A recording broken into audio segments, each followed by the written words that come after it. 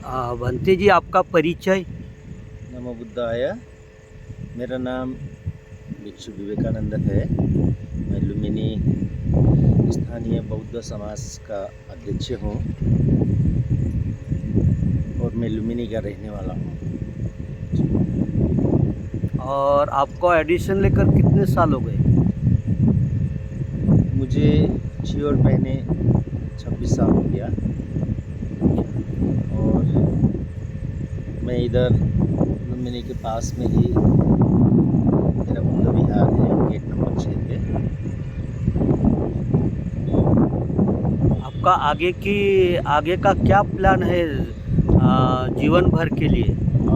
मेरा एक उद्देश्य है कि मैं लुम्बिनी में एक थेरावाद विद्यालय स्थापना करने का मेरा विचार है। तो मैं सोच रहा हूँ मेरे बाजू में ही ज़मीन है, उस ज़मीन का उपयोग करके हम लोग इधर थेरावाद विद्यालय खोलने का मेरा विचार है। क्योंकि लुम्बिनी में थेरावाद विद्यालय नहीं है, बहुत सारे महायान विद्यालय हैं। अच्छा, ये लुम्बिनी में विवेकानंद भंते जी है जिन्होंने इस विहार को फाउंडेशन बनाया है और बहुत सारी यहाँ पर ज़मीन भी है और उनका कार्य लुम्बिनी जैसे नेपाल जैसे ठिकान में जो थेरवादी परंपराएं हैं उसको प्रतिष्ठित करने के लिए, उसको चलाने के लिए और यहाँ से लुम्बिनी से भारत भर विश्व भर वो आभा पहले, वो किरणें पहले, इसीलिए प्रयत्नशील है।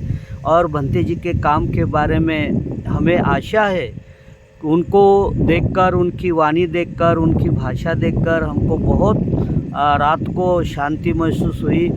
तो भंते जी, आगे और भी भगवान बुद्ध का इस लुम्बिनी वन के बारे में थोड़ा बताएं। ये लुम्बिनी साल वन तो बहुत महत्वपूर्ण जगह है। कहा जाता भगवान बुद्ध जी के टाइम में लुम्बिनी के आसपास में 2 राज्य हुआ करते थे। एक कपिलवस्तु राज्य था जो हमारे लुम्बिनी से पश्चिम साइड में पड़ता है, यहाँ से 26 किलोमीटर के दूरी पे। एक राज्य देवदह राज्य था जो लुम्बिनी से पूर्व साइड में पड़ता है, वो यहाँ से 42 किलोमीटर के दूरी पे है। उसके बीच में लुम्बिनी साल वन था। तो कहा जाता था भगवान बुद्ध जी के टाइम में ऐसा परंपरा था कि पहला बच्चा जन्माने के लिए माँ के घर जाना पड़ता था। उसी सिलसिले में महारानी महामाया देवी अपना मैके जा रही थी देवदहा। देवदहा जाते वक्त वैशाख महीने का दिन था। तो वैशाख महीने में जो नेपाल का तराई का भाग है, यहाँ बहुत गर्मी होता है। तो कहा जाता है उन्होंने उनकी पालकी जो है लुम्बिनी साल वन में आके रुकी। रुकने के बाद वहाँ एक पुष्करणी तालाब है जो महामाया देवी मंदिर के पास में है। कहा जाता है उन्होंने उसमें नहाया धोया, पानी पिया, कुछ आराम किए। आराम करते वक्त ही प्रसव पीड़ा होना शुरू हुआ। तो उस वक्त तो लुम्बिनी साल वन था। तो कहा जाता उन्होंने साल की डाल की सहारा लिया और तथागत भगवान बुद्ध बोधिसत्व सिद्धार्थ के रूप में पैदा हो गए लुम्बिनी साल वन में।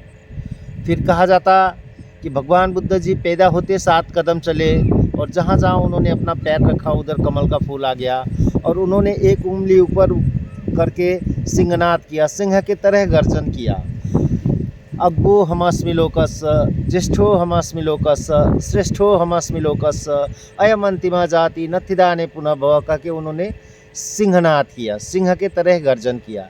फिर कहा जाता है लुम्बिनी साल वन पूरा प्रकाशमय हो गया। देवताओं ने फूल बरसाना शुरू किया। कुछ देवता लोग भगवान बुद्ध के स्वागत के लिए लुम्बिनी साल वन में आए, जो अभी आप महामाया देवी मंदिर के अंदर जाके 5 मूर्तियाँ हैं उसको देख सकते हैं। और कहा जाता है फिर पृथ्वी कंपन होने लगी। पृथ्वी के अंदर से 2 किस्म का जल निकला, ठंडा पानी और गर्म पानी। उसमें महामाया देवी और सिद्धार्थ कुमार को स्नान कराया गया। फिर वो सामान्य बालक की तरह हो गए। ये लुम्बिनी का मैंने शॉर्टकट में थोड़ा इतिहास आप लोगों को बताया। भंते जी, भविष्य में आपकी क्या योजनाएं हैं? मेरा योजना यहाँ थेरावाद बुद्धिज़्म को जैसे भी थोड़ा फैलाने के लिए, क्योंकि लुम्बिनी एरिया जो है एक्चुअली यहाँ बुद्धिस्ट लोग नहीं हैं, बहुत कम बुद्धिस्ट लोग हैं। और यहाँ के बच्चों लोगों को हम लोग अभी शिक्षित करके श्रामनेर बना के पढ़ाने के लिए कुछ लोगों को बर्मा, कुछ लोगों को श्रीलंका हम लोग पढ़ा रहे हैं। लेकिन उस सिलसिला को तोड़ने के लिए हम लोग लुम्बिनी में ही एक थेराबाद विद्यालय बनाए के मेरा प्रमुख उद्देश्य वही है। थोड़ा भंते जी आप अपने जीवन के बारे में थोड़ा बताइए हमें।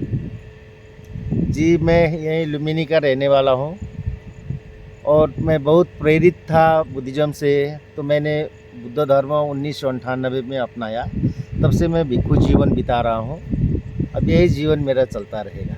यही चलता रहेगा। आपके गुरुजी कहाँ पर है? मेरे गुरुजी श्रीलंका के हैं जी, अभी वो नहीं रहे, उनका स्वर्गवास हो गया। भंते जी यहाँ पर भगवान बुद्ध कितने बार आए हैं इस भूमि पर? कहा जाता बुद्धत्व प्राप्त के बाद बुद्धत्व प्राप्ति के बाद भगवान बुद्ध 3 बार आए लुम्बिनी, ऐसा कह के कहा जाता है जी। तो आने के बाद कुछ तथागत ने यहाँ पर उपदेश किया होगा। जी, तथागत ने उपदेश दिए हैं लुम्बिनी सालवन में।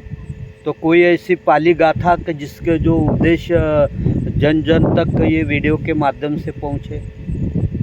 जी, वो वही है कि जब वो पैदा हुए थे उस गाथा को हम जानते हैं, और जो तथागत भगवान बुद्ध लुम्बिनी सालवन में आए उस वक्त उन्होंने जो उपदेश दिया, धर्मदेशना दिया, उसके बारे में हमें उतना नहीं मालूम। ऐसा सुना है कि न जच्चो वत्सलो होती कम्मनो होती ब्राह्मणो। तथागत ने कहा कि जन्म से कोई छोटा नहीं, कोई बड़ा नहीं होता है, अपने कर्म से ही बड़ा होता है। हमने सुना है यहाँ पर कि यहाँ कर्म करने, जो कायिक कर्म है, वाचिक कर्म है, मानसिक कर्म है, वो करने से आदमी का शुद्ध जीवन होता है। ऐसी मान्यता इस परिसर में मैंने सुना। क्या ये सही है? जी, सही बात है जी। क्योंकि लुम्बिनी बहुत पवित्र भूमि है, तो न होने की तो बात ही नहीं हो सकती। तो ये हमारे भदंत विवेकानंद महास्तवीर है, जिनको हम लोग यहाँ पर हमारी धम्म यात्रा में हम लोग जब लुम्बिनी में आए तो थोड़ा देखे, शाम हो गई थी, लेकिन 2-3 ठिकान में जाने के बाद उन्होंने कहा कि यहाँ थोड़ी व्यवस्था नहीं है। लेकिन जैसा ही हम लोग भंते जी के पास आए, उनका करुणा भाव, उनका मैत्री भाव हमने देखा तो हम बड़े प्रसन्न हुए और हम लोग यहाँ पर रात्र भर विश्राम भी किया। और उन्होंने हमारी अच्छी तरह से, जो सेवा भाव होता है भिक्षु में, तो अच्छी तरह से उन्होंने अल्पाहार करते हुए हमें बड़े आदर के साथ रखा। तो मैं विश्व के बौद्ध राष्ट्रों के और ज़्यादा करके अम्बेडकरवादी जो बुद्धिस्ट है भारत में, उनसे निवेदन करता हूँ कि यहाँ बहुत सारा काम पड़ा हुआ है। और नेपाल जैसे देश में जब आते हैं इस तरह से कठिनाइयाँ होती है, तो कठिनाइयाँ दूर करने के लिए भंते जी सक्षम है। आपकी दान पारमिताएँ जब भी कभी इस भूमि पर आए तो आपकी दान पारमिताएँ, पुण्य पारमिताएँ यहाँ पर आकर करें, आपको रहने की सभी सुविधा हो जाएगी, ऐसा भंते जी का कहना है। और हम लोग देख ही रहे हैं कि भंते जी की बहुत सारी व्यवस्था है और भी आगे बहुत कुछ करना है। तो भविष्य में उनको आयु के लिए, उनके वर्ण के लिए, सुख एवं बल के लिए उनको हम लोग वंदना करते हैं, मैत्री करते हैं कि वो सुखी रहे। और उनका जो संकल्प है, जीवन का एक संकल्प होता है कि मुझे मेरे जीवन में ये करना ही है, तो उनका संकल्प पूरा हो, ऐसी हम लोग मंगल मैत्री करते हैं। भंते जी कुछ विश्व के, भारत के लोगों के लिए एक आशीष गाथा बोले, आशीर्वाद दीजिए। सुखी अभिवादनशीलिस्स नित्यं वद्दापचायनो चत्तारो धम्मा वद्दन्ति आयुर्वर्णो सुखं बलं सुखी। साधु साधु साधु।